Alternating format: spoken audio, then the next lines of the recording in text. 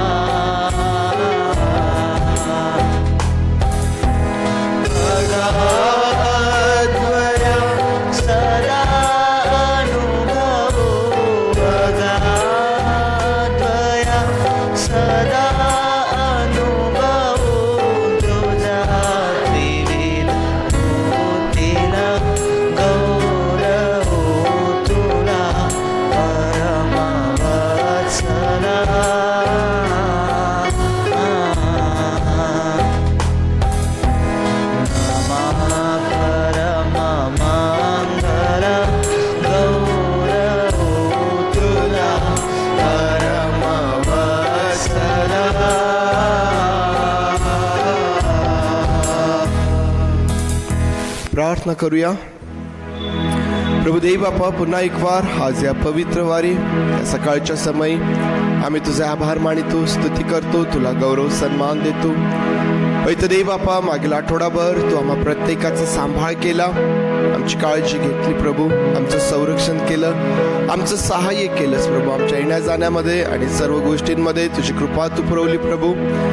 देव बापा, याबद्दल आम्ही तुझे आभार मानतो, स्तुती करतो, तुला गौरव आणि सन्मान देतो. आज पुन्हा एक वार देव बापा, या पवित्र वारी आम्ही तुझ्या भक्ती मंदिरामध्ये एकत्र येत असताना आमची प्रार्थना आहे प्रभू, तुझी समक्षता तू आम्हास दे प्रभू, तुझी समक्षता आमच्यामध्ये असू दे आणि तुझ्या उपस्थितीने ही भक्ती देई बापा तू आशीर्वादाची कर प्रभू. तू आमच्यावरती दया कर, आमच्या अपराधांची क्षमा कर प्रभू. आम्ही तुझी लेकरं आहोत, आमच्यावरती तुझी दया कर, तुझी कृपा तू असू दे प्रभू. आणि परमेश्वर देई बापा, आज तुझ्या समोर आम्ही येत असताना एक वार पुन्हा नव्या आनंदाने, उल्हासाने, पवित्र देई बापा, उत्साहाने तुझी भक्ती करीत तुझं गुणगान आम्ही करावं, तुझं गौरव आम्ही करावं आणि पवित्र देई बापा, या भक्तीच्या द्वारे तुला सर्व प्रकारचा आनंद प्राप्त व्हावा प्रभू, म्हणून सहाय्य कर. होय प्रभू देई बापा, आजची भक्ती आम्ही तुझ्या हातात देत आहोत. जी तुझी लेकरं मार्गात आहेत त्यांना तू सखरूप घेऊन ये प्रभू. पुन्हा आज आमची प्रार्थना आहे की या ठिकाणी आमचं एकत्र येणं तुझ्या उपस्थितीमध्ये सुरक्षित तू कर, आशीर्वादित तू कर प्रभू. पुढील सर्व वेळ आम्ही तुझ्या हातांमध्ये देत प्रार्थना आमचा प्रभू येशू याच्या नावात मागतो, म्हणून तू ऐक. आमेन आमेन. बसूया आपण.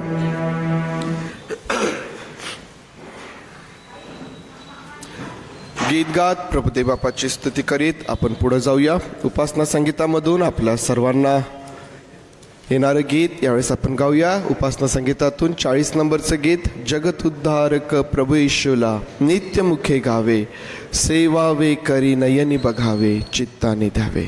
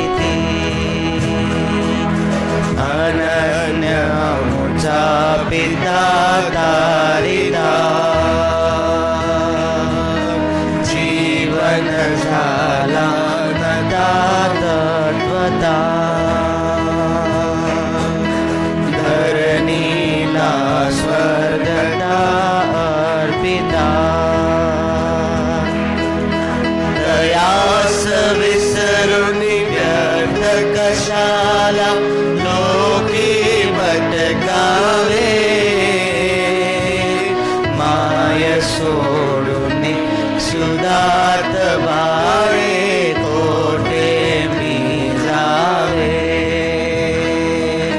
माय सोडून क्षुधार्त बाळे कोठे मी जावे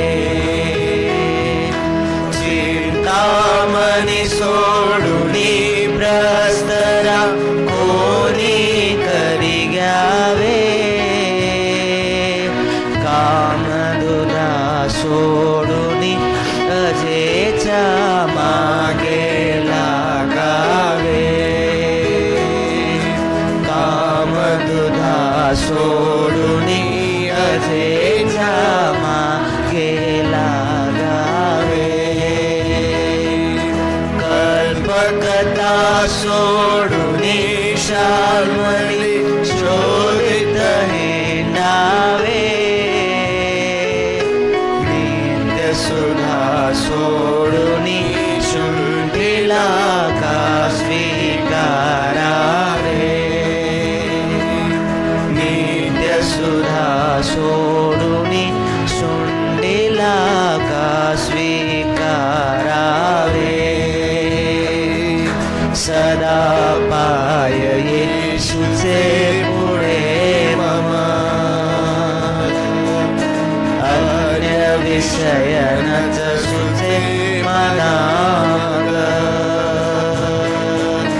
जीवित नच हे रुचे तया विना द्राक्ष वेल तो शाखा त्याची मी मजला ठावे मी पण गेले ख्रिस्त हे या पुढती गावे मी पण गेले ख्रिस्त हे या पुढती गावे जगदुद्धारक प्रभु येशूला नित्य मुखे गावे सेवावे करी नयनी बघावे चित्ताने घ्यावे सेवावे करी नयनी बघावे चित्ताने घ्यावे. टिळक म्हणतात, द्राक्ष वेल तो शाखा त्याची मी मजला ठावे मी पण गेले ख्रिस्त हे या पुढती गावे. काल मोठ्या आनंदाने आम्ही गायलं येता का बेथलेहेमा येता का. त्या ठिकाणी देखील टिळक म्हणतात की हृदय भरला का जिकडे तिकडे उरला का ख्रिस्तच माझे जीवन अक्षय निश्चय झाला का. आमच्या जीवनामध्ये जिकडे तिकडे ख्रिस्त आमचं सर्व मी पण जाऊन केवळ ख्रिस्त त्या प्रभूची स्तुती त्या परमेश्वराचं स्तवन आणि आमच्यामधून त्याला इतरांपर्यंत घेऊन जाणे. आणखीन एक गीत आपण गाऊया प्रभूची स्तुती करीत. पतिता ये चल सुची वायाला प्रभू येशू पदास धरी 245 नंबरचं गीत आहे उपासना संगीतामधून.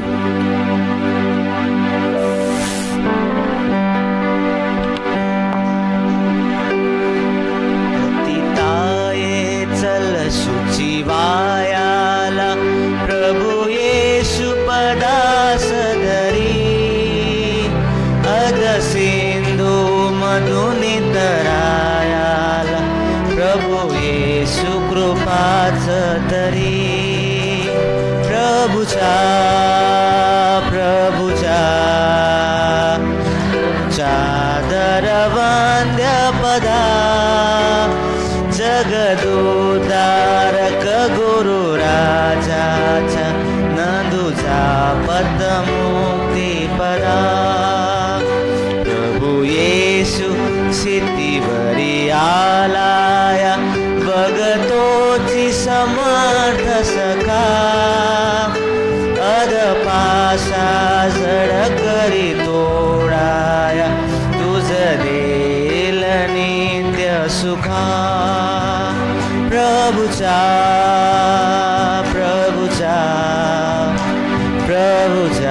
दर वंद पदा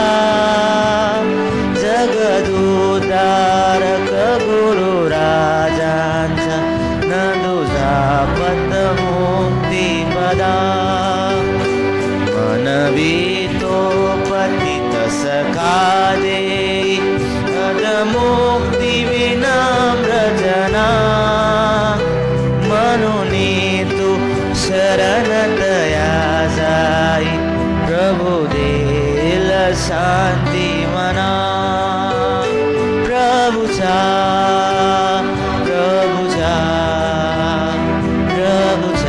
दरवंद पदा जगदुद्धारक गुरु राजांचा नंदुजा पत मुक्ती पदा मनुजांचा हरी अवघ्यातापा प्रणती करुणा करीतो प्रभु पासी सलत्या जुनी पापा शरणागत तारगतो प्रभुचा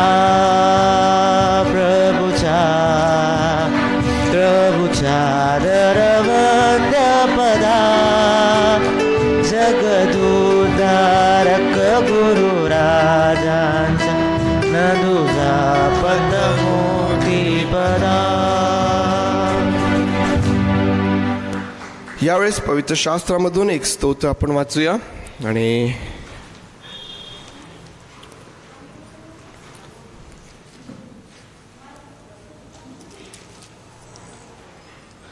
स्तोत्र संहिता 145 यावेळेस आपण काढूया.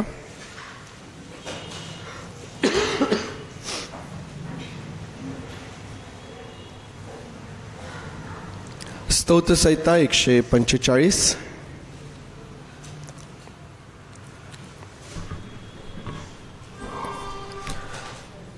दावीद राजाने या स्तोत्रामध्ये परमेश्वराच्या चांगुलपणाबद्दल आणि त्याच्या सामर्थ्याबद्दल परमेश्वराची स्तुती केलेली आहे. आणि परमेश्वराची स्तुती करीत असताना तो या प्रकारे बोलतो, हे राजा माझ्या देवा, मी तुझी थोरवी गाईन आणि सदा सर्व काळ तुझ्या नावाचा धन्यवाद करेन. मी प्रतिदिवशी तुझा धन्यवाद करेन आणि सदा सर्व काळ तुझ्या नावाचे स्तवन करेन.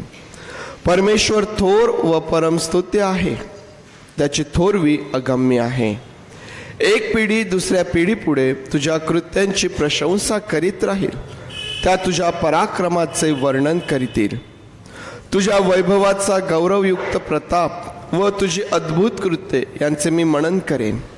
तुझ्या भयावह कृत्यांचा पराक्रम लोक विदित करतील. मी तुझी थोरवी वर्णेन, ते तुझ्या परमदयेची आठवण काढतील व तुझ्या न्यायपरांतीचा गजर करीतील. परमेश्वर कृपाळू व दयाळू आहे, तो मंदक्रोध व अति दयाळू आहे. परमेश्वर सगळ्यांना चांगला आहे, त्याची कृपा त्याने केलेल्या सर्व कृत्यांवर आहे. हे परमेश्वरा, तुझी सर्व कृत्ये तुझी स्तुती गातात आणि तुझे भक्त तुझा धन्यवाद करीतात. ते तुझ्या राज्याचा महिमा वर्णितात आणि तुझा पराक्रम कथन करीतात, यासाठी की तुझे पराक्रम व तुझ्या राज्याचे वैभवयुक्त ऐश्वर ही मानव जातीस कळावी. तुझे राज्य युगानुयुग राहणारे राज्य आहे. तुझा राज्याधिकार पिढ्यानपिढ्या टिकणारा आहे. पतन पावणाऱ्या सर्वांना परमेश्वर आधार देतो व वाकलेल्या सर्वांना उभे करीतो. सर्वांचे डोळे तुझ्याकडे लागतात आणि तू त्यांना त्यांचे अन्न यथाकाळी देतोस. तू आपली मूठ उघडून प्राणी मात्रांची इच्छा पुरी करीतोस. परमेश्वर आपल्या सर्व मार्गात न्यायी आहे, तो आपल्या सर्व कृत्यात दयाळू आहे. जे कोणी त्याचा धावा करीतात, जे खऱ्या भावाने त्याचा धावा करीतात, त्या सर्वांना परमेश्वर जवळ आहे. तो आपले भय धरणाऱ्यांची इच्छा पुरवितो व त्यांची आरोळी ऐकून त्यांना तारितो. परमेश्वर आपल्यावर प्रेम करणाऱ्या सर्वांचे रक्षण करीतो, पण सर्व दुर्जनांचा नाश करीतो.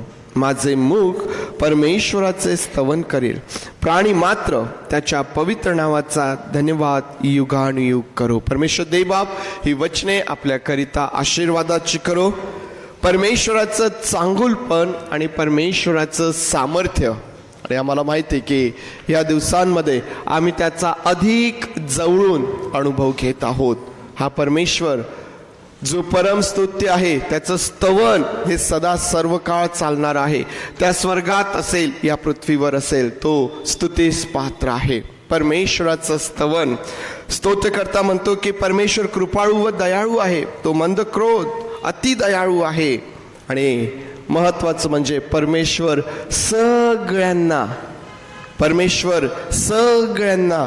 चांगला आहे आणि त्याची कृपा त्याने केलेल्या सर्व कृत्यांवर आहे. आणि आम्हाला माहिती आहे की प्रभू येशू ख्रिस्ताच्या द्वारे आम्हाला ती कृपा प्राप्त झालेली आहे. जो कोणी त्याचवर विश्वास ठेवतो, जो कोणी, कारण तो सगळ्यांना चांगला आहे आणि म्हणून जो कोणी त्याचवर विश्वास ठेवतो त्याचा नाश होऊ नये, तर त्याला सार्वकालिक जीवन मिळावं. त्या प्रभू येशू ख्रिस्ताच्या द्वारे आम्हास कृपा प्राप्त झालेली आहे. परमेश्वर देवबाप तुम्हास या वचनांच्या द्वारे आशीर्वादित करू. दावीद राजा म्हणतो की हे परमेश्वरा, तुझी सर्व कृत्ये तुझी स्तुती गातात आणि तुझे भक्त तुझ्या नावाचा धन्यवाद करीतात. परमेश्वर आमच्या सर्वांसाठी, या ठिकाणी बसलेल्या प्रत्येकासाठी चांगलं आहे आणि त्याच्या भक्तीसाठी आम्ही या ठिकाणी आलेलो असताना त्याचा धन्यवाद करीत, त्याचं स्तवन करीत, त्याचं गजर करीत त्याला आपण उंचावूया. यावेळेस क्वायर पुढे येईल आणि क्वायर बरोबर आपण सर्वजण मिळून काही वेळ परमेश्वराची स्तुती आराधना करीत त्याच्यामध्ये विलीन होऊया. प्रभू येशूच्या नावात सर्वांना सलाम. अति उत्तम दिवस आहे. काल ख्रिसमस झाला, आज शब्बात दिवस आहे आपल्यासाठी, म्हणून देवाच्या नावाला गौरव असो आपल्या या दिवसासाठी.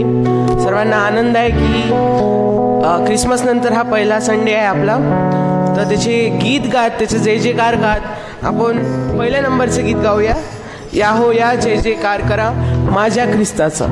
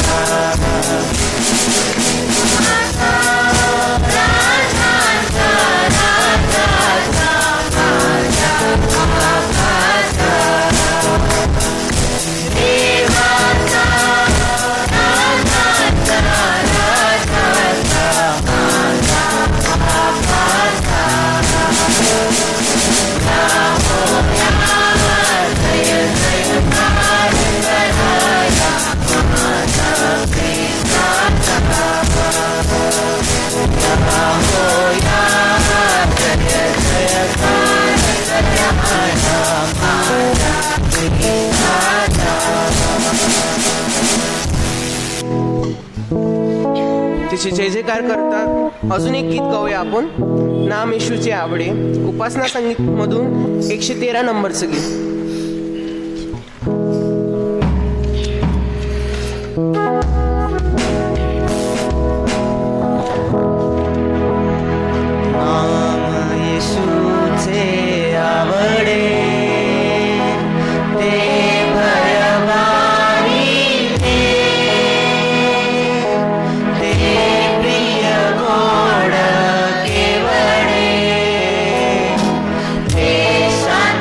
ते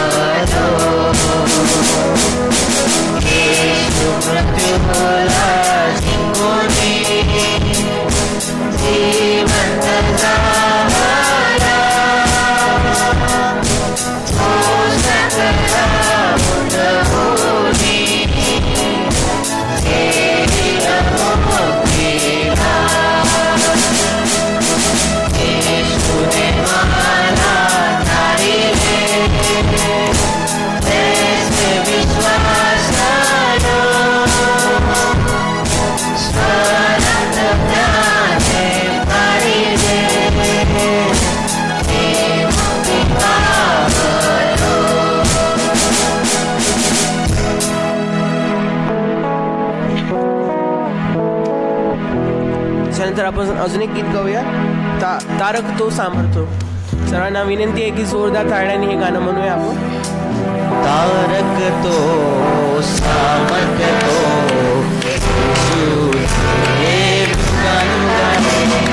तारक तो सामर्थ्य तो येशू हे युगानुगाने.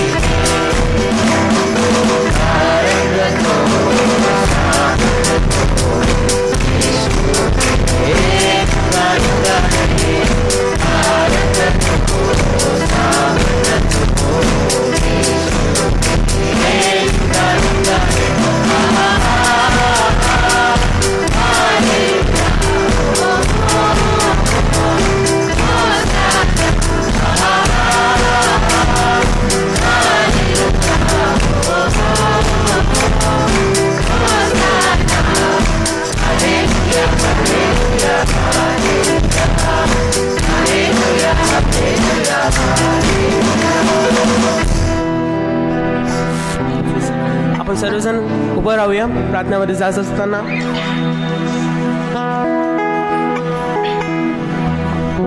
उपासना संगीतून 117 नंबरचं गीत, कोण मित्र येशू आणि.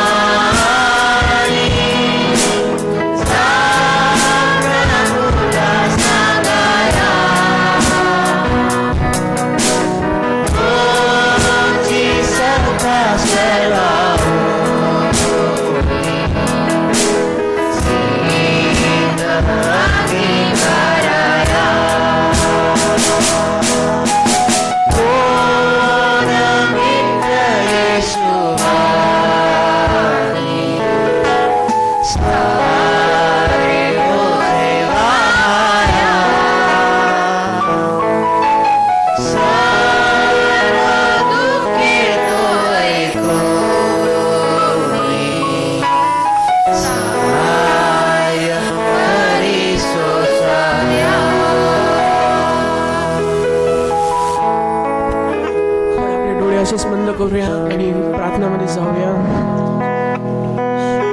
हो देवप्पा, आम्हाला तुझी गरज आहे देवप्पा, कारण की तुझ्याशिवाय आमचं कोणीच नाही देवप्पा.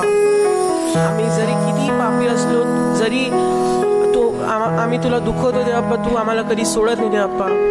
देवप्पा, आम्ही तुझा हात सोडून दुसऱ्याकडे जातो तरी तू आमचा हात पकडतो देवप्पा. आम्हाला सर्व कठीण परिस्थितीतून काढतो देवप्पा. म्हणून काय म्हणतो देवप्पा, तू आमच्यासाठी आला देवप्पा. देवप्पा, जसं तू या जगात आला देवप्पा, तसं आमच्या अंतःकरणात पण आहे देवप्पा.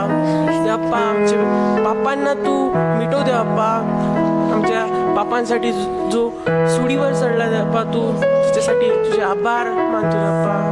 देवप्पा, प्रार्थना करतो, लोक कष्टी आहे देवप्पा, भटकत आहे देवप्पा, त्या लोकांसाठी मी विनंती करतो तुझ्या समोर देवप्पा. त्यांना तार देवप्पा, तू देवप्पा. देवप्पा, त्यांना तुझ्या जवळ ओढ देवप्पा, त्यांच्याशी बोल देवप्पा. आम्ही त्यांच्यासाठी सर्वांसाठी प्रार्थना करतो देवप्पा. जे कष्टी आहे, त्यांच्या घरात अशांतता आहे देवप्पा, त्रासलेले आहेत आणि बिमार आहे देवप्पा, त्या सर्वांना तू बरं कर देवप्पा, अशी प्रार्थना करतो देवप्पा. त्यांच्या घरावर बरकत दे देवप्पा आणि पुन्हा तुझ्याकडे या, अशी प्रार्थना करतो देवप्पा. देवप्पा, आम्ही कोणी नसताना तू आमच्यासाठी आला देवप्पा. आम्ही कोणी नसताना तू आला देवप्पा आणि तुझी वचनाने आम्ही पाळत नाही देवप्पा. तुला जो दुःख होतं देवप्पा, आम्ही सांगू नाही शकत देवप्पा. त्या देवप्पानी तुला इथे आणलं देवप्पा, आमच्यासाठी आणलं देवप्पा. त्या पापांची क्षमा कर देवप्पा आम्हाला देवप्पा. जो काही पाप करत असणार देवप्पा, आम्हाला क्षमा कर. आम्हाला तुझ्या वचनात वाढव देवप्पा, तुझ्या वचनात चालव देवप्पा, अशी प्रार्थना करतो देवप्पा. प्रार्थना करतो देवप्पा, जो कोणी नवीन इथे आहे देवप्पा, त्याच्या मनाशी तू बोल देवप्पा. तुझ्या घरात अशांतता असणार, जो प्रार्थना करत असणार देवप्पा, आपल्या आईबापांसाठी, आपल्या मित्रांसाठी, आपल्या बहीण भाऊसाठी, आपल्या करिअरसाठी देवप्पा, जो कोणी प्रार्थना करत असणार देवप्पा, त्याची प्रार्थना तू ऐक देवप्पा. देवप्पा, त्याच्या तू सोबती राहा देवप्पा. तुझ्या हाताखाली आम्हा सर्वांना ठेव देवप्पा, अशी प्रार्थना करतो देवप्पा. आजचं वचन सर्वांसाठी आशीर्वादित असतो देवप्पा. आणि देवप्पा, हीच प्रार्थना करतो देवप्पा की आम्हाला तुझ्याजवळ पुन्हा ओढ देवप्पा. तुझा आशीर्वाद आमच्यासाठी खूप गरजेचा आहे देवप्पा. या आशीर्वादाशिवाय आम्ही जगू नाही शकत देवप्पा. आम्ही पापी आहोत देवप्पा, आम्ही जाणतो देवप्पा, पण तू आम्हाला सोडत नाही. म्हणून तुझे उपकार म्हणतो देवप्पा. तुझ्याच नावाने प्रार्थना करतो देवप्पा, येशूच्या नावाने मागतो म्हणून, आमेन. आपण आपलं लक्ष जे आहे ते प्रभुदेव बापाच्या वचनांकडे लावणार आहोत. गलतीकारास पत्र आपण काढूया. गलतीकारास पत्र याचा अध्याय 4 आणि वचन 4 आपण एक वार पुन्हा आज वाचूया. गलतीकारास पत्र याचा अध्याय 4 आणि वचन 4. परंतु काळाची पूर्णता झाली तेव्हा दैवाने आपल्या पुत्राला पाठविले. तो स्त्रीपासून जन्मलेला, नियमशास्त्राधीन असा जन्मलेला असा होता. प्रार्थना करूया.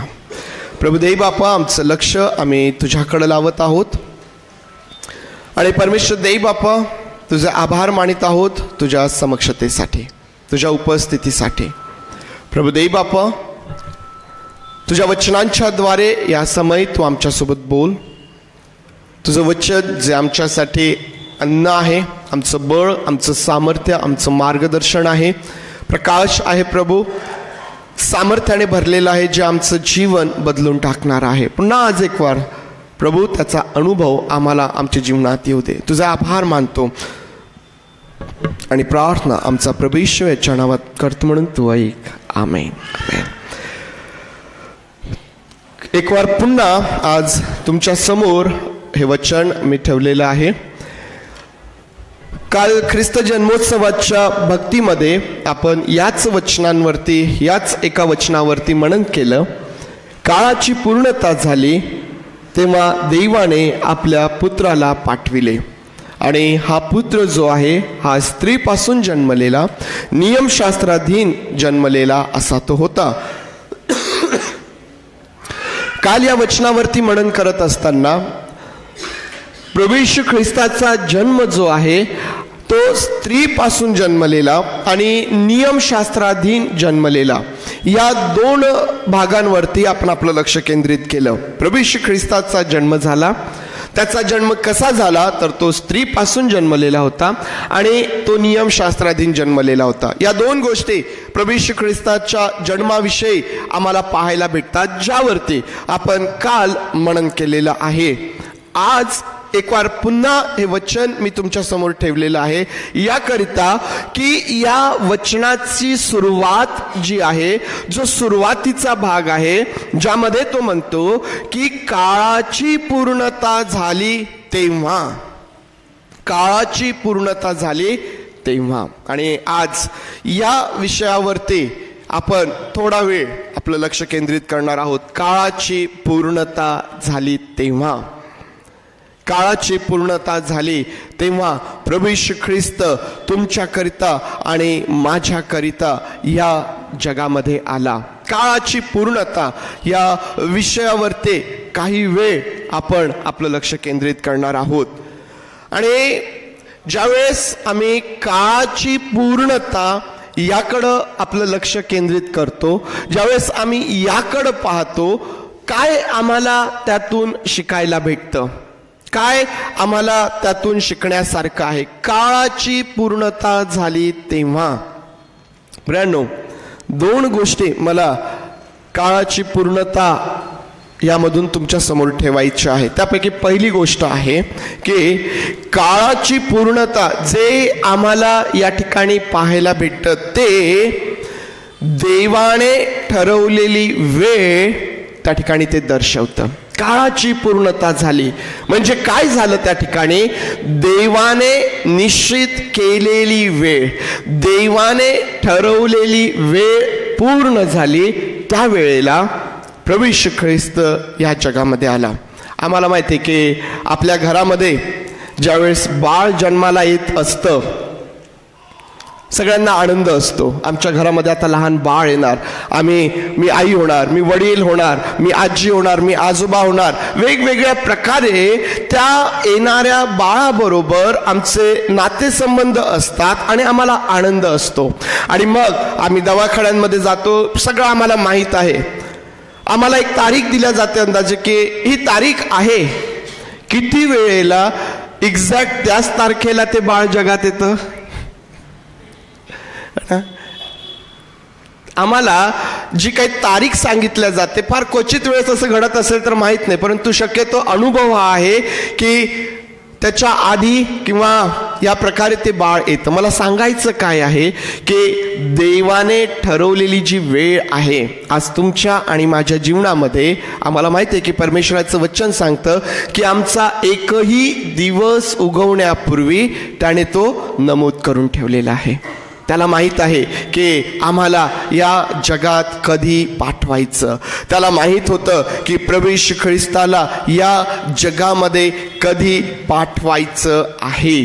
त्याला माहीत होतं की ती वेळ कोणती असायला पाहिजे. त्याने त्या वेळेचं नियोजन करून ठेवलेलं होतं, ती वेळ त्याने ठरवून ठेवलेली होती. आणि ज्यावेळेस देवाने ठरवलेली वेळ, ज्यावेळेस पित्याने आपल्या पुत्राला जगात पाठवण्याची वेळ, ठरवलेली वेळ ज्यावेळेस पूर्ण झाली, जेव्हा ती काळाची पूर्णता झाली, त्यावेळेस आम्हाला पाहायला भेटतं की आमचा प्रभू येशू ख्रिस्त, आमचा तारणारा जो आहे, या जगामध्ये तो आला. देवाने ठरवलेली वेळ. तर ज्यावेळेस आम्ही याकडे लक्ष देतो, प्रभू येशू ख्रिस्ताच्या जन्माकडं आम्ही ज्यावेळेस पाहतो, त्यावेळेस आम्हाला त्यातून आणखीन शिकण्यासारखं आहे. देवाने ठरवलेली वेळ आम्ही याकडं पाहत आहोत. प्रभू येशू ख्रिस्ताच्या जन्मासंबंधाने ज्यावेळेस आम्ही या वेळेविषयी विचार करतो, त्यावेळेस आम्हाला असं दिसून येतं की प्रभू येशू ख्रिस्त या जगामध्ये येणार ही जी देवाची योजना होती. प्रभू येशू ख्रिस्त हा आमच्या अपराधांकरिता मारल्या जाणार, किंवा ही जी वेळ आहे, ही वेळ, ही जी योजना आहे, ही केव्हा ठरली? ज्यावेळेस आम्ही प्रभू येशू ख्रिस्ताच्या जन्माविषयी पाहतो, त्यावेळेला ही योजना जी आहे ही जगाच्या स्थापनेपूर्वीच त्या ठिकाणी झालेली होती. कारण आम्हाला माहिती आहे की तो जगाच्या स्थापनेपूर्वीच त्याला वधलेला कोकरा म्हटलेलं आहे. जगाच्या स्थापनेपूर्वी त्याचं येण्याचं अभिवचन केव्हा देण्यात आलं? त्याच्या येण्याचं अभिवचन केव्हा देण्यात आलं? त्याच्या जन्माच्या कैक शतके वर्ष आधी. यशया संदेष्टा म्हणतो की कारण आम्हासाठी बाळ जन्मलेला आहे. त्याच्याही मागं ज्यावेळेस आम्ही जातो त्याच्याही आधी आम्हाला देवाने मनुष्याला संदेष्टांच्या द्वारे, वचनांच्या द्वारे मनुष्याला सांगून ठेवलेलं होतं की तो मसीहा या जगामध्ये येणार आहे. योजना जगाच्या स्थापनेआधी जन्माविषयीचं भविष्य जे आहे ते कैक वर्षे शतक आधी, आणि त्याची पूर्णता मात्र ज्यावेळेस काळाची पूर्णता झाली त्यावेळेला. काळाची पूर्णता झाली. जरी जगाच्या स्थापनेआधीची योजना होती, जरी कैक वर्षे आधी त्याविषयी सांगितलेलं होतं, परंतु पूर्णता झाल्यानंतर, ती काळाची पूर्णता झाल्यानंतर हा प्रभू येशू ख्रिस्त आमच्याकरिता या जगात आला. या जगामध्ये तो आल्यानंतरही आम्हाला पाहायला भेटतं की त्याच्याही जीवनामध्ये ती वेळ कशा प्रकारे काम करते. आम्ही ज्यावेळेस आमच्या प्रभू येशू ख्रिस्ताच्या मरणाकडं पाहतो, त्याच्या वधस्तंभावरील मरणाकडं ज्यावेळेस आम्ही पाहतो त्यावेळेस आम्हाला काय पाहायला भेटतं? तो कधी मरण पावला? कधी मरण पावला? काय सांगितलेलं त्याविषयी? जर आम्ही रोमकरास पत्र याचा 5वा अध्याय आणि वचन 6 जर त्या ठिकाणी पाहिलं तर त्या ठिकाणी असं म्हटलेलं आहे की आपण दुर्बळ असतानाच ख्रिस्त सुवेळी, कोणत्या वेळी? अगदी योग्य वेळी, परफेक्ट टाइम, त्या अगदी त्या वेळेवरती तो आमच्यासाठी मरण पावला. त्याच्या जन्माचा वेळ निश्चित, त्याच्या वधस्तंभावरील मरणासाठी. कारण आम्हाला पाहायला भेटतं की ज्यावेळेस त्या काना गावामध्ये मरिया म्हणते त्या लग्नामध्ये की द्राक्षरस संपलेला आहे, तो म्हणतो बाई याच्याशी तुझा माझा काय संबंध, माझी वेळ अजून आली नाही. प्रभू येशू ख्रिस्त स्वतः म्हणतो की माझी वेळ अजून आली नाही. प्रभू येशू ख्रिस्त देखील, त्याला देखील माहीत आहे की त्याच्या जीवनामध्ये कोणती वेळ कशासाठी ठरलेली आहे. वेळ प्रभू येशू ख्रिस्त स्वतः त्या ठिकाणी आम्हाला पाहायला भेटतो की सुवेळी आमच्यासाठी मरण पावला. अगदी योग्य वेळी, अगदी योग्य वेळी. त्याच्या सेवेच्या काळामध्ये तुम्ही पहा की असे प्रसंग आलेत की त्याने वधस्तंभ वाहून नेऊ नये, त्याने स्वतःहून स्वप्राण अर्पू नये, त्याने तुमच्या आणि माझ्या पापांसाठी त्या वधस्तंभावर मारल्या जाऊ नये म्हणून त्याच्या सेवेच्या काळामध्ये पुष्कळदा असे प्रसंग त्याच्यावरती आलेत की लोक त्याच्यावरती चालून आलेत, परंतु त्या ठिकाणाहून तो निसटून गेला, त्या ठिकाणातून तो निघून गेला. कारण ती वेळ तोपर्यंत आलेली नव्हती. ती वेळ तोपर्यंत आलेली नव्हती. त्याच्या जन्माची वेळ, त्याच्या मृत्यूची वेळ आणि त्याच्या पुनरुत्थानाची वेळ देखील, त्याच्या पुनरुत्थानाची वेळ देखील. प्रभू येशू ख्रिस्त ज्यावेळेस मंदिराचं शुद्धीकरण करतो आणि मग यहुदी म्हणतात की तुम्ही या काय चिन्ह तुम्ही आम्हाला देता, कोणत्या अधिकाराने तुम्ही करता, तुमच्या अधिकाराचं काय चिन्ह देता? तो म्हणतो तुम्ही हे मंदिर पाडा आणि मी 3 दिवसात उभारीन, मी 3 दिवसात उभारीन. त्याच्या पुनरुत्थानाचा समय त्या ठिकाणी तो सांगतो. आपल्या मृत्यूविषयी सांगत असताना ज्यावेळेस त्याने 3 वेळेस ते भविष्य केलेलं आहे, तो त्या ठिकाणी देखील म्हणतो की 3ऱ्या दिवशी पुन्हा उठावे, पुन्हा उठावे. प्रियांनो, आम्हाला त्या ठिकाणी पाहायला भेटतं की प्रभू येशू ख्रिस्ताच्या जीवनामध्ये प्रत्येक गोष्ट जी आहे ती ठरलेल्या वेळेवरती होत आहे. मग त्याचा जन्म असेल, त्याचा मृत्यू असेल, त्याचं पुनरुत्थान असेल. मी का आज या गोष्टी तुम्हाला सांगत आहे? कारण आमचा प्रभू येशू ख्रिस्त आजही जिवंत आहे. आजही तो त्या योग्य वेळेवरती कार्य करणारा आहे. प्रियांनो, परमेश्वर देव जो आहे त्याला प्रत्येक गोष्टीचा योग्य समय ठाऊक आहे, माहीत आहे. कारण हा परमेश्वर अल्फा ओमेगा आहे.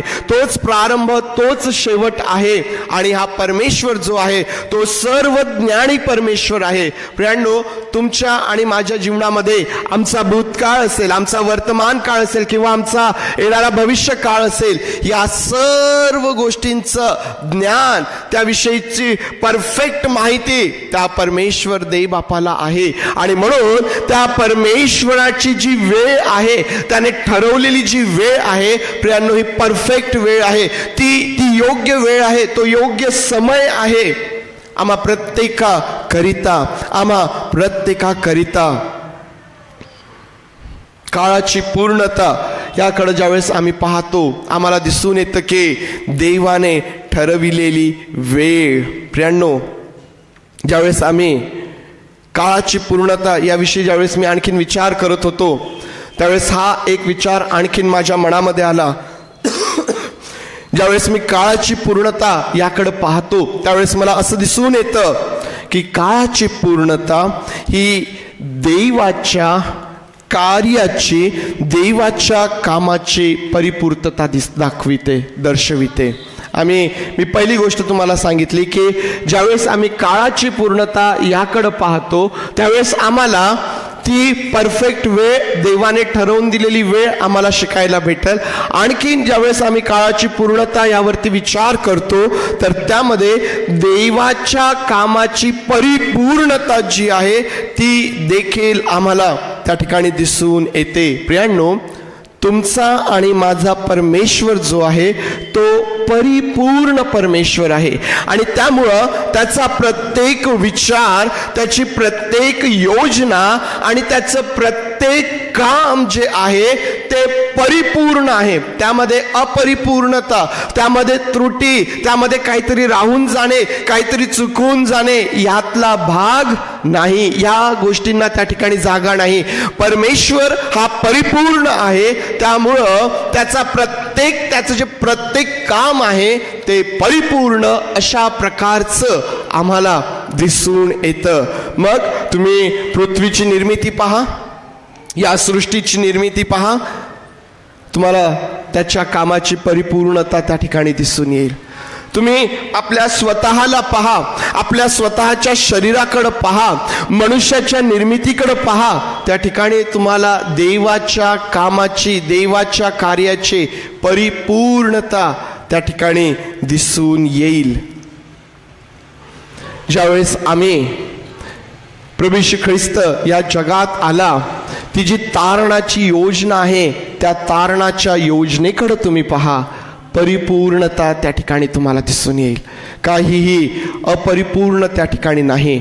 असं त्या ठिकाणी काहीही राहून गेलेलं नाहीये की ज्यामुळं आज तुम्ही आणि मी आपल्या तारणाला गमावू, किंवा त्यामध्ये अशी कुठलीही अपरिपूर्णता नाहीये. सर्व काही पूर्ण झालेलं आहे, तो परिपूर्ण आहे.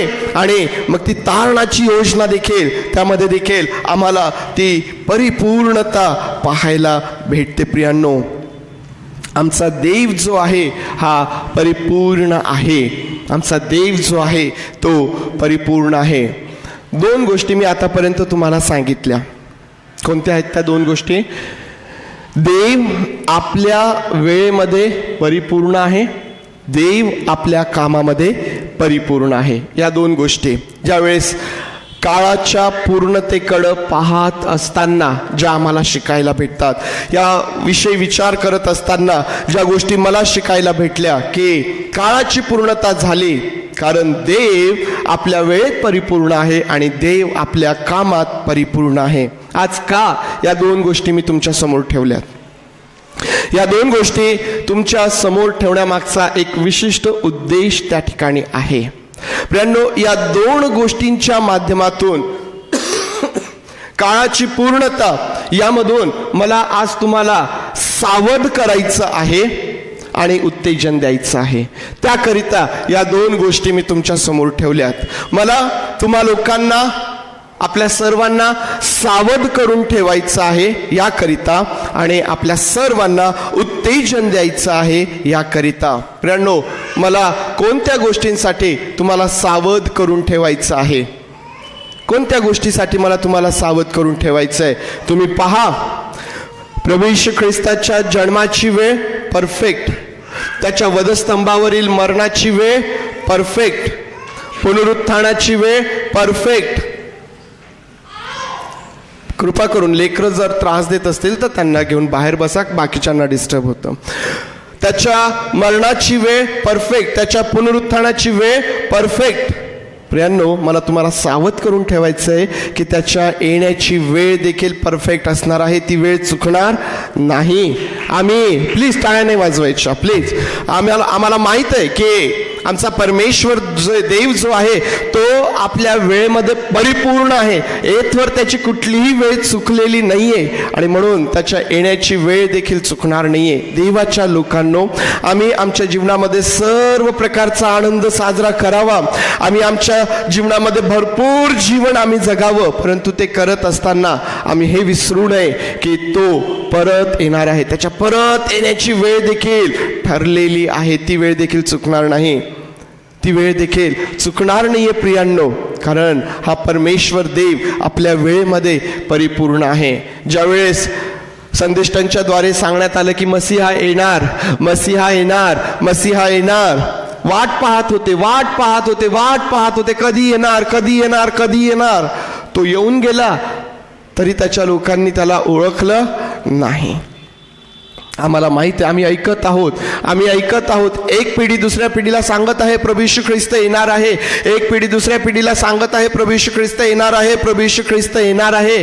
जर आम्ही नेहमीच ऐकतो या विचारांमध्ये जर आम्ही असलो तर प्रियांनो तो येऊन जाईल आणि आम्हाला कळणार देखील नाही. आणि म्हणून आपल्या जीवनामध्ये बेसावध राहू नका, सावध राहा, कारण परमेश्वर देव हा आपल्या वेळेमध्ये परिपूर्ण आहे. ज्यावेळेस शिष्यांनी विचारलं की प्रभू ती वेळ, ती घटका कोणती आहे, तो म्हणतो ते पित्याला माहीत आहे, ते त्या पित्याला माहीत आहे, कारण तो प्रत्येक योग्य समय जाणणारा पिता आहे आणि त्याने ती वेळ ठरवून ठेवलेली आहे आणि तो त्या वेळेवरती येणार आहे. तुम्हाला आणि मला त्यासाठी तयार राहायचंय. प्रभू येशू ख्रिस्त आलाच मुळात त्यासाठी, प्रभू येशू ख्रिस्ताचं वधस्तंभावरचं मरण मुळात त्यासाठी आहे, प्रभू येशू ख्रिस्ताचं पुनरुत्थान त्यासाठी आहे की तुम्हाला आणि मला त्या ठिकाणी त्याच्याबरोबर राहता यावं. मुळात त्यासाठीच आहे. हा देवपुत्र मानवपुत्र झाला यासाठी की आम्ही देवाच्या कुटुंबाचे लोक व्हावेत. आम्हाला देवपुत्र बनवलं यासाठी की आम्ही त्या आमच्या देवाबरोबर वस्ती करावी आणि त्या ठिकाणी घेऊन जाण्यासाठी तो येणार आहे आणि त्याची वेळ चुकणार नाही. आमच्या जीवनामध्ये आम्ही सर्व काही करावं, परंतु ते करत असताना आम्ही विचारात असावं, आम्ही लक्षात असू द्यावं की ती वेळ चुकणार नाहीये. प्रियांनो, ऐकत आलोय, परंतु ती वेळ येणार आहे. सावध मला याविषयी तुम्हाला करून ठेवायचं होतं. उत्तेजन देखील मला तुम्हाला आज द्यायचं आहे. आणि मला तुम्हाला काय उत्तेजन द्यायचं आहे? ज्यावेळेस मी तुम्हाला सांगत आहे की देव आपल्या वेळेत परिपूर्ण आहे, ज्यावेळेस मी तुम्हाला सांगत आहे की देव आपल्या कामात परिपूर्ण आहे, प्रियांनो, त्यावेळेस मी आज तुम्हाला या गोष्टीचं उत्तेजन देईल की देवाच्या वेळेची आपल्या जीवनामध्ये वाट पहा. देवाच्या वेळेची आपल्या जीवनामध्ये वाट पहा. आज आपण 2021 याच्या शेवटच्या रविवारमध्ये आहोत. लास्ट संडे आहे ना. कदाचित तुम्ही मागील वर्षभर प्रार्थना करत आहात, कदाचित तुम्ही मागील वर्षभर काही गोष्टींची वाट पाहत आहात, कदाचित तुम्ही मागील वर्षभर तुमच्या जीवनामध्ये वाट पाहत आहात, प्रार्थना करत आहात, शोधत आहात, प्रयत्नात आहात. कदाचित तुम्हाला अजूनपर्यंत ते प्राप्त झालं नसेल. मी तुम्हाला या गोष्टीचं उत्तेजन देईल की देवाच्या वेळेची वाट आपल्या जीवनामध्ये पाहायला शिका. कारण ज्यावेळेस आम्ही देवासोबत चालत असताना त्याच्या वेळेची वाट पाहायला शिकत नाही, प्रियांनो, गडबड त्या ठिकाणी होत असते. काय गडबड होते माहिती आहे का? आमच्या जीवनामध्ये एक गोंधळ निर्माण होतो ज्यावेळेस आम्ही देवासोबत चालत त्याची वाट पाहत नाही. गोंधळ काय होतो माहिती आहे?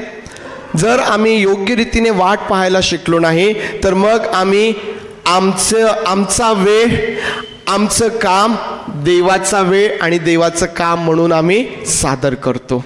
ज्यावेळेस आम्ही देवाच्या वेळेची वाट पाहत नाही ना, मग आम्हाला जे करायचं आहे किंवा जी वेळ आमची आहे, आम्ही ठरवलेली आहे, ती वेळ देवाची वेळ म्हणून आम्ही सांगतो. जे आम्हाला करायचं आहे ते देवाचं काम म्हणून आम्ही सांगतो प्रियांनो. कारण मनुष्याचं मन कठीण होऊन जातं. आम्ही या लोकांकडे पाहतो, मसीहा येणार, मसीहाची वाट पाहत आहे, मसीहाची वाट पाहत आहे. तो येऊन गेला, का ओळखलं नाही? कारण मन कठीण झालेलं होतं. कारण मग त्यांचे नियम देवाचे नियम झालेले होते, त्यांचं जे काही आहे ते देवाच्या नावाने चाललेलं होतं. परिणाम स्वरूप काय झाला? मन कठीण झालं आणि त्या मसीहाला ते ओळखू शकले नाहीत. आज देवाच्या लोकांनो, मी तुम्हाला या गोष्टीचं उत्तेजन देईल की देवाच्या वेळेची वाट पहा, देवासोबत चाला. तो देव त्याच्या वेळेत आणि कामात परिपूर्ण अशा प्रकारचा तो आहे. अब्राहमाला वचन मिळाल्यानंतर त्याने 25 वर्ष वाट पाहिली, देवासोबत चालत राहिला. या 25 वर्षामध्ये तो देवापासून भटकला नाही, तो देवाबरोबर अविश्वासू झाला नाही, तो देवाबरोबर चालत राहिला. दाविदाला ज्यावेळेस राज्यपदासाठी अभिषेक करण्यात आला, त्याने देवाच्या वेळेची वाट पाहिली. त्याने शाऊल, जो स्वतः देखील देवाचा अभिषिक्त, त्याच्यावर हात टाकला नाही, त्याने देवाच्या वेळेची वाट पाहिली. आणि असे अनेक उदाहरणं पवित्र शास्त्रामधून आमच्या पुढे येतात प्रियांनो. त्यांच्या जीवनामध्ये आम्हाला देवाचं अद्भुत काम आणि देवाचे आशीर्वाद आम्हाला पाहायला भेटतात. आज मी तुम्हाला उत्तेजन देईल की आपल्या जीवनामध्ये देवाच्या वेळेची वाट पहा. तो तुम्हास निराश करणार नाही.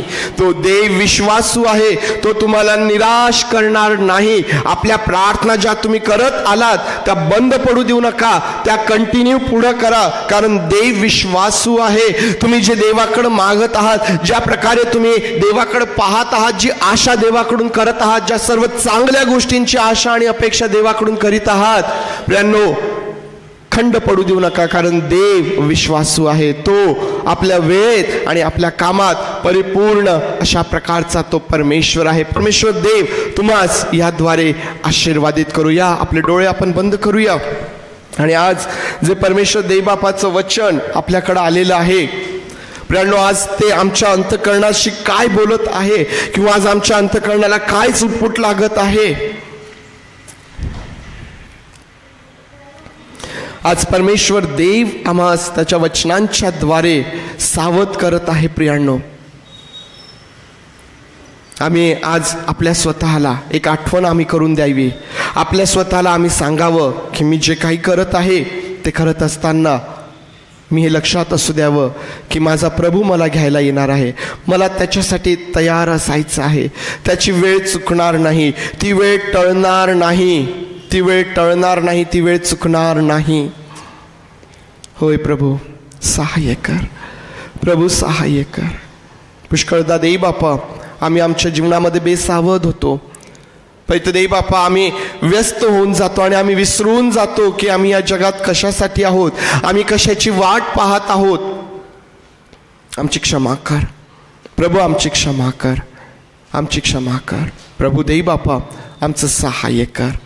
एक वार पुन्हा आज जेव्हा आम्ही आमच्या स्वतःला आठवण करून देत आहोत, आज जेव्हा एक वार पुन्हा आम्ही आमच्या स्वतःला सांगत आहोत, आम्हा प्रत्येकाचं सहाय्य कर प्रभू. देई बापा, आज जी तुझी लेकरं मोठ्या आशेने तुझ्याकडे पाहत आहेत, जे तुझी वाट पाहत आहेत, तुझ्या कार्याची वाट पाहत आहेत, तुझ्या सामर्थ्याची वाट पाहत आहेत, तुझ्या अभिषेकाची वाट पाहत आहेत, आपल्या प्रार्थनेची वाट पाहत आहेत, आरोग्याची वाट पाहत आहेत.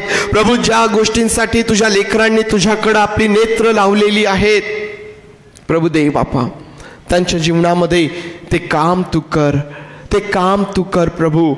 तुझं चांगुलपण आणि तुझं सामर्थ्य त्यांना अनुभवास येऊ दे. होय पवित्र देई बापा, कोणालाही तू निराश होऊ देऊ नको. होय प्रभू पवित्र देई बापा, आम्ही तुझे आभार मानतो. आम्हाला माहीत आहे की आम्ही अस्थिर होतो प्रभू, आम्ही पुष्कळदा चुकतो पवित्र देई बापा, पुष्कळदा आम्ही घाई करतो पवित्र देई बापा. पुष्कळदा आम्ही आमचं हृदय चंचल आहे आणि त्याप्रमाणे आम्ही वागतो, परंतु तू स्थिर आहेस प्रभू. तुझी वेळ तुला माहीत आहे. तू आपल्या वेळेत आणि कामात परिपूर्ण आहे. आम्ही तुझ्यावरती विश्वास ठेवतो. होय पवित्र देव बापा, तुझ्या त्या वेळेप्रमाणे प्रभू या ठिकाणी बसलेल्या प्रत्येकाला तू अद्भुत रीतीने आशीर्वादित कर आणि पवित्र देव बापा तुझं गौरव प्रत्येकाच्या द्वारे तू करून घे. आज या सर्वांना प्रभू एक बार पुन्हा मी तुझ्या सामर्थ्य हातांमध्ये देतो. होय पवित्र देव बापा, अद्भुत रीतीने तू आशीर्वादित कर. सर्व गौरव सन्मान तुला देतो. प्रार्थना आमचा प्रभू येशू याच्या नावात मागतो म्हणून तू ऐक. आमेन. यावेळेस आपण सर्वजण उभं राहूया आणि प्रभूने शिकवलेली प्रार्थना करूया. त्यानंतर सुवंतदेव परात्पर हे गीत आपण गाऊया, आशीर्वाद घेऊया. प्रभूने शिकवलेली प्रार्थना आपण करूया. हे आमच्या स्वर्गातील बापा, तुझे नाम पवित्र मानले जाव. तुझे राज्य जसे स्वर्गात तसेच पृथ्वीवर तुझ्या इच्छेप्रमाणे हो. आमचे रोजची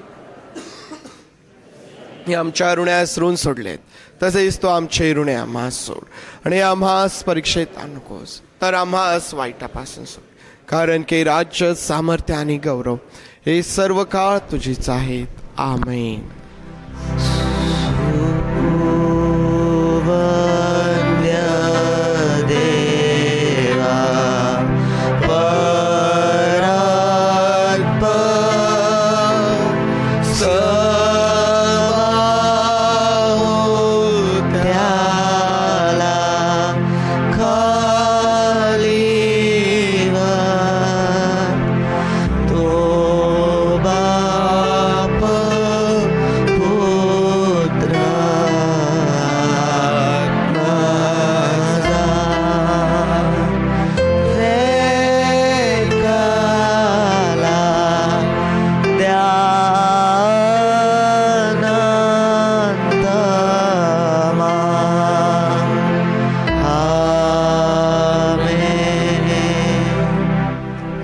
प्रभू येशू ख्रिस्ताची कृपा, देव बापाची प्रीती आणि पवित्र आत्म्याची सुसंगती तुम्हा बरोबर प्रभू येशू ख्रिस्त येईपर्यंत सदोदित असो.